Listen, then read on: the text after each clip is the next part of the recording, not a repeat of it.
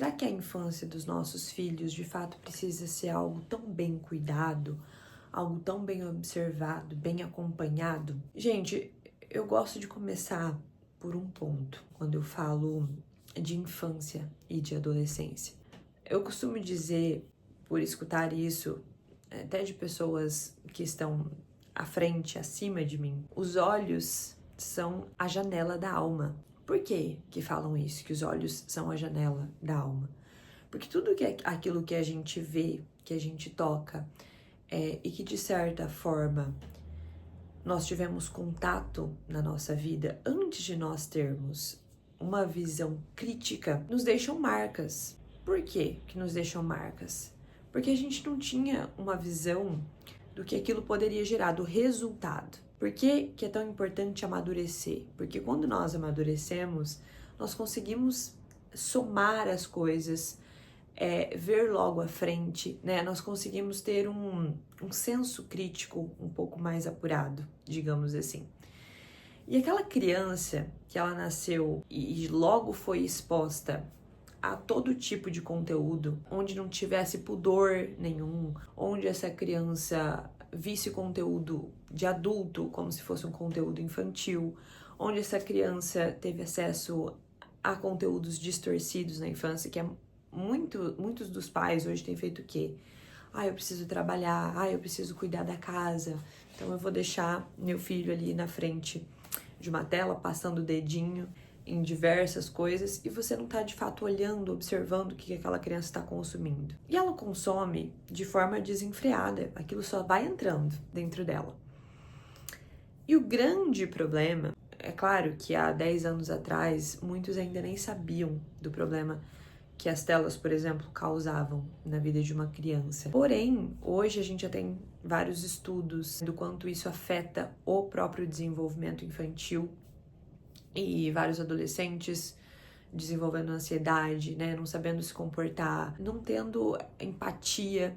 E muito disso vem por conta de quê? Por conta das experiências. Então, se a gente quer, se a gente deseja, pelo menos, que esse ser humano que nós estamos criando seja uma pessoa de bem, seja uma pessoa inteligente, seja uma pessoa virtuosa, seja lá uma pessoa que tenha um senso de ler e interpretar aquilo que está lendo, que não seja uma pessoa analfabeta funcional, digamos assim, nós precisamos criar um ambiente para que toda essa estrutura seja feita para construir essa casa. Temos sempre um projeto na nossa mente do que gostaríamos que os nossos filhos fossem. Mas, nos dias de hoje, o que a gente tem percebido, a vida, né, de fato, tem se banalizado. Muitas vezes a gente se preocupa muito com coisas materiais, a gente se preocupa com o que vai faltar para o nosso filho, mas a gente não está de fato colocando a nossa energia, o nosso esforço na alma dessa criança, que é essa alma que vai de fato florescer. E para que essa criança ela venha se tornar uma boa pessoa, ela precisa de estrutura, ela precisa de base, ela precisa que alguém observe esse projeto, redefina esse projeto e que essa pessoa vá trabalhando, não ela sozinha, mas o próprio âmbito familiar. E a gente precisa criar esse cenário, muitas vezes, para que aquilo que a gente pensou, projetou na nossa cabeça, de fato se concretize. O que a gente mais tem visto é que tem dado ruim o fato da nossa presença não estar sendo o objetivo principal na educação dos nossos filhos. A nossa presença, ela importa sim. De que maneira a nossa vida é para que nós possamos ser presente? Isso é algo muito particular, porque cada família tem as suas particularidades, tem as suas questões, seja lá elas financeiras, sejam lá elas psicológicas, enfim. Cada família e cada ser humano tem as suas particularidades. Muitas vezes a gente realmente não pode colocar todo mundo numa caixinha, né? Muitas vezes a gente não pode, de fato, estar presente em todos os momentos. E é difícil falar isso, porque a gente sabe que ser humano, né, precisa de contato, precisa de alma, ainda mais dos seus genitores ou daquelas pessoas que estão criando esse ser humano, né? Que estão criando essa vida, que quer que essa vida floresça. O que a gente vem percebendo hoje em dia é um grande abandono mesmo da infância e da adolescência.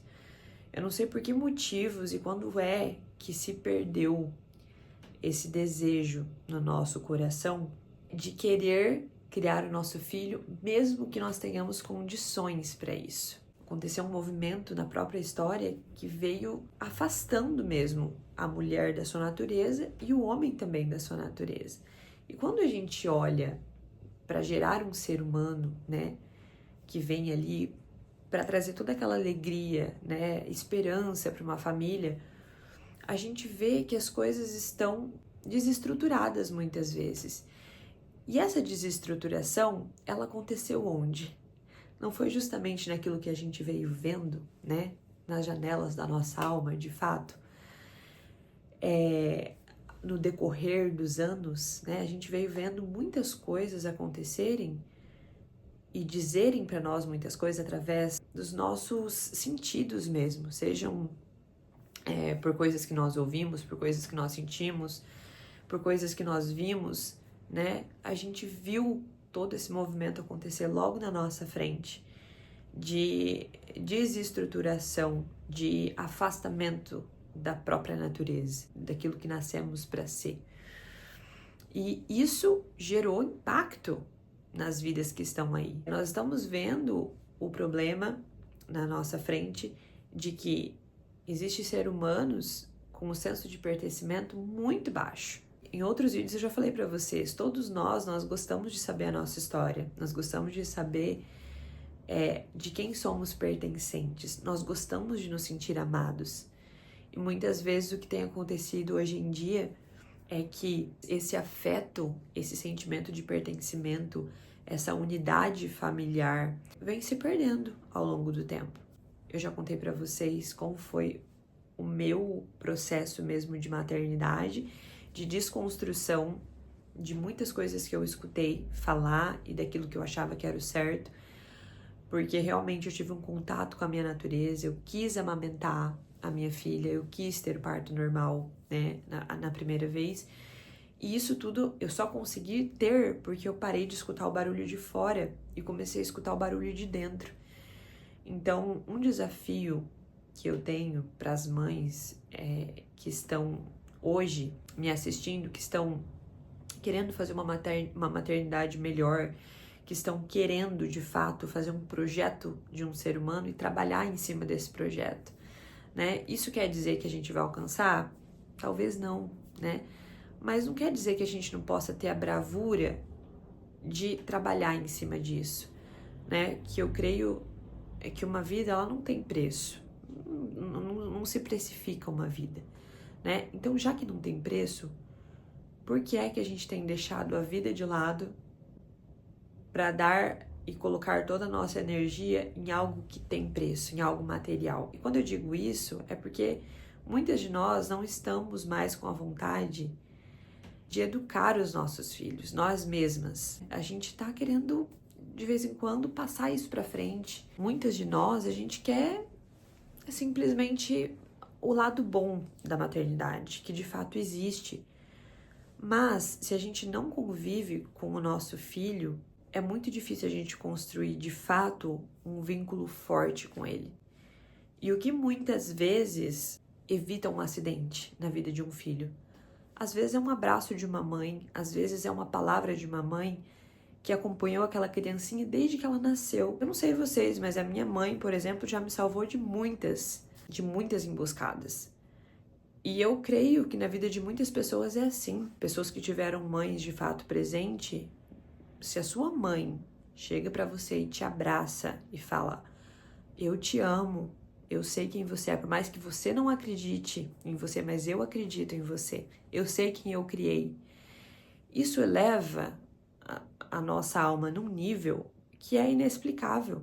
Quando um bebê que acabou de nascer, para ele não existe um plano, para ele não existe uma esperança, algo desenhado, é uma vontade, uma grande vontade, uma vontade tão grande que seja capaz de mover quase que tudo que for possível, né, aos olhos humanos, para que aquela criança de fato se torne alguém do bem. Quando isso não acontece, as coisas, as bases, elas ficam soltas, parece que tudo fica voando. Por que eu digo isso? Porque essa criança provavelmente ela vai ser exposta ao que vier. Qualquer um está criando, os conteúdos que essa criança está consumindo, eles não estão sendo checados, sendo vistos se aquilo é para aquela idade, se não é para aquela idade, se compete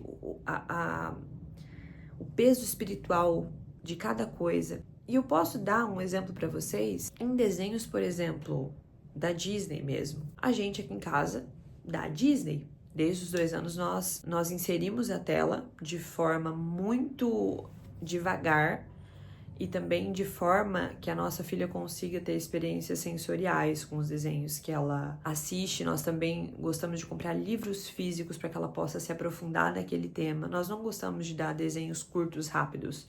Geralmente nós damos desenhos que vão trabalhar na feminilidade, né? Que vão trabalhar músicas clássicas, que vão trabalhar questões de desenvolver virtudes, e mesmo assim ainda a gente compra, como eu falei para vocês, o livro físico para que a gente possa ter um momento de sentar junto com ela, colocar no colo, ler uma história para que isso também traga uma memória afetiva, nessa criança venha lembrar que, poxa, eu vi aquele desenho, mas eu também tive um momento com a minha mãe, com meu pai, sentadinha, um momento que eles dedicaram para mim, para ler uma história para mim.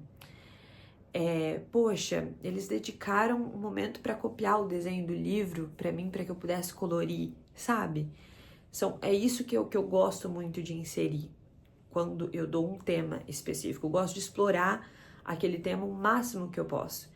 Então, não fica algo tão raso, sabe? Fica algo um tanto quanto profundo, porque o conteúdo daquilo ali, por mais que tenha, né, a magia envolvida, que a gente sabe que muitos desenhos da Disney tem a magia, né, envolvido, é algo que passa, talvez quase que imperceptível para a criança. Tudo bem, né, tem um lado espiritual ali que talvez não seja aquilo que eu acredito que você aí do outro lado acredite, mas aquilo ali traz uma ideia de bem e mal, né, geralmente está muito assim nos desenhos. Tem coisas que vêm de outras crenças nesses desenhos. Mas também tem aqueles desenhos que tem uma magia que é muito evidente, que é muito pesada e forte, e que não tem uma base de idade para aquela criança assistir. É um conteúdo livre. E aí vai de você, pai e mãe, ter uma interpretação de mundo que consiga ver logo ali na frente que aquilo ali ainda não é um conteúdo propício para o seu filho. Talvez nunca, né? Seria um conteúdo propício para o seu filho assistir, até que ele tenha uma base de espiritualidade, até que a base de espiritualidade dele seja muito sólida. Enfim, o que eu quero dizer para vocês quando uma criança ela não tem esse plano, tudo entra nessa janela. E essa criança ela cresce perdida, ela vai ter a sua infância poluída de coisas que ela só colocou para dentro, que ela só viu, que ela só consumiu, sem um plano, sem distinção de bem e mal. A gente muitas vezes pensa que para a criança está entendendo o que está acontecendo. Mas se muitas vezes nós que somos a luz dos nossos filhos, nós pais e mães, não estivermos atentos, a criança só consumiu aquilo, mas ela não sabe o que aquilo gera, né? Ah, mas o desenho super-herói sempre vence. Mas a criança muito pequenininha ali, ela não consegue fazer essa interpretação que nós pensamos ser possível. Se não tem conversa com ela, se não tem explicação de bem e mal, de bonito e feio, a criança, ela só vira um consumidor. Ela não vira uma criança que está conseguindo captar os estímulos do ambiente que está vivendo de forma que ela consiga entender o que é correto. Vocês entendem? E essa criança ela vai se tornar um adolescente. E um adolescente, ele já tem força. E ele já quer provar a sua força no mundo.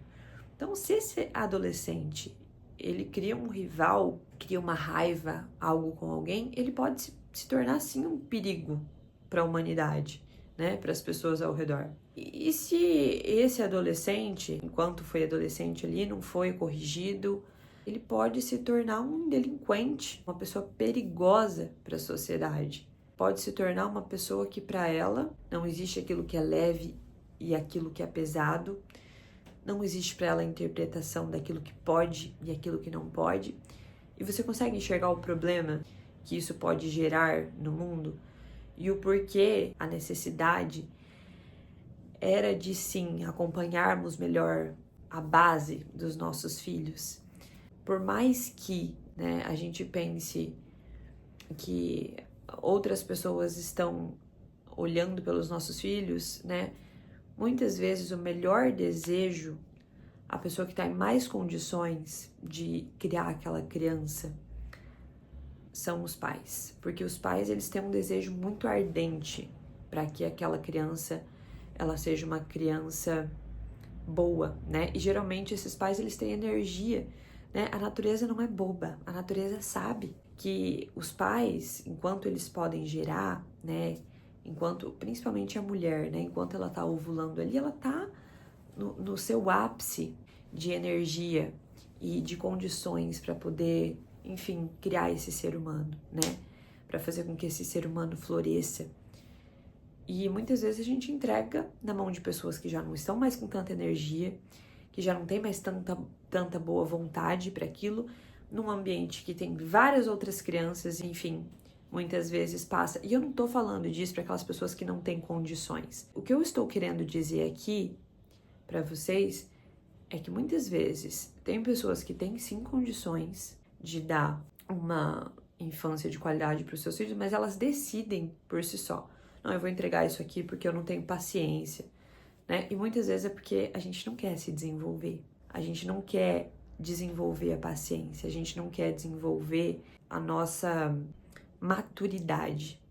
Muitas vezes a gente só quer pensar assim, eu não dou conta disso aqui, eu vou fazer assim porque é melhor. Mas se a gente talvez enxergar o plano que tem por trás, até para o nosso próprio amadurecimento, em criar um filho, é uma coisa muito linda, é uma coisa muito digna, né? E por que a gente olha aqueles porta-retratos de grandes famílias e a gente sente aquela felicidade, né? De ver aquilo? É porque são várias pessoas, é como se fosse uma árvore mesmo, né? E aqueles frutos vão brotando ali, como é lindo, né? Quando tem aquelas grandes famílias e um vozinho fez um aniversário, todos os netos, bisnetos, tataranetos, filhos, enfim, genros, noras, estão tudo ali envoltos daquela pessoa, né? A gente sabe que aquela pessoa ali, ela foi uma grande pessoa, né? Porque a família tá em volta. Provavelmente essa pessoa se doou tanto que até a quarta geração, a quinta geração, ainda sabe quem essa pessoa é. Ainda tá ali, grato, com o coração grato pelo que essa pessoa fez pela família, pelo que essa pessoa gerou, né, muitas vezes para a família. A gente sabe que tem casos e casos, mas o que eu tô querendo falar aqui é dos bons casos. Então, no final das contas, o que eu quero dizer aqui para vocês que nós possamos controlar um pouco mais os conteúdos que os nossos filhos estão vendo, que a gente possa tentar fazer uma análise daquilo que eles veem, dos livros que eles veem, dos ambientes que eles frequentam, dos conteúdos que eles estão infiltrados, se aquilo vai gerar o bem ou o mal, se aquilo vai gerar riqueza ou pobreza, tá? E quando eu falo isso, eu não falo para dizer que quem é pobre é ruim, não. Eu estou falando sobre alma, tá bom?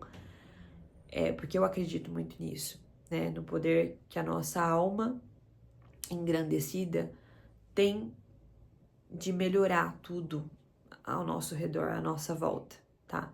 É essa energia mesmo de poder olhar para o nosso entorno e fazer tudo aquilo melhor, simplesmente porque a gente sabe o que é bom. E eu quero deixar essa sementinha hoje plantada no seu coração, para você que é mãe, para você que é pai, que você possa analisar melhor o projeto de vida do seu filho, que você possa pensar e repensar em maneiras de estar presente, mesmo que a sua condição não seja melhor, mesmo que você trabalhe muito, né? Existe, de alguma maneira, alguma forma de você fazer o seu trabalho melhor, assim como o meu. Mesmo que eu seja uma mãe que estou vivendo para os meus filhos nesse momento, mesmo eu tenho sempre uma forma de fazer melhor. E eu acho que esse sentimento ele precisa ser revisitado sempre que a gente pode, porque a gente sempre consegue fazer algo melhor, a gente sempre consegue melhorar algo na nossa personalidade, na nossa maneira de enxergar a vida, na nossa maneira de enxergar o outro e principalmente na nossa maneira de enxergar a educação dos nossos filhos, que tudo vem através de nós, das nossas reações, de quem nós somos, de quem nós queremos criar, tá? Então nessa aula de hoje é isso que eu desejo para você. Fica de olho no que o seu filho consome. Presta atenção, porque isso pode te gerar muitos bons frutos, mas também uma infância e uma adolescência mal assistida pode gerar muitos problemas. Se você fizer esse trabalho bem feito, ainda assim você corre o risco de não dar certo. Mas se você não fizer esse trabalho bem feito, as suas chances de que o seu filho floresça, elas são muito menores. Então faz a tua parte, tá bom? É isso que eu desejo para vocês. Um grande abraço e até o próximo vídeo. Tchau, tchau.